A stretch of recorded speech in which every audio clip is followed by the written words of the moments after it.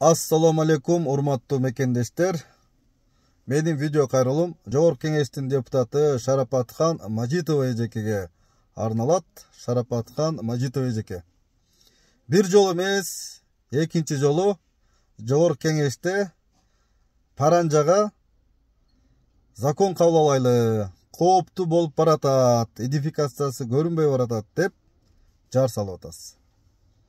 Кооптуу болот деп айтсак, мисалы 20-жылы коронавирус убагында ошо Паранжа сыяктуу маска бүт эл тагынып жүргөн. Бүт эл. Анын арасында сиз дагы барсыз. Паранжа сыяктуу жүзүн жаап жүрүшкөн.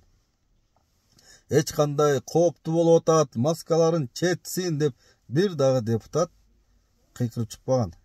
Идентификациясы көрүнбөй атат депчи. Эми эле ошол кооптуу болуп калдыбы? Андан дагы кооптуу, намустуу бир көрүнүш бар. Ал деген сиздин эле карындаштарыңыз, эже карындаш байке инелерибиз кайыр сурап кетти.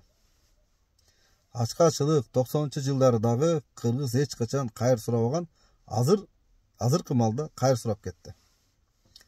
Бирок ошону Жогорку Кеңеште эмне айтпайсыздар? Ошону айтыңыздар.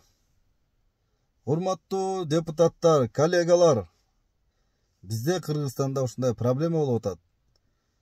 Намустуу кыргызыбыз кайыр сурап кетти. Ошого бир реабилитационный центр ачсакпы, завод, фабрикаларды ачсакпы, жумуш менен камсыз кылсакпы, ошого акча бөлүп бериңиздер деп айтсаңыздар, ушунчалык биз колдоп, азамат, чыныгы эл өкүлү деп билмекпиз.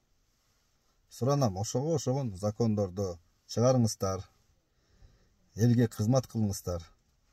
Ассаламу алейкум, рахматуллахи ва баракатух. Барыңыздар, аман болуңуздар.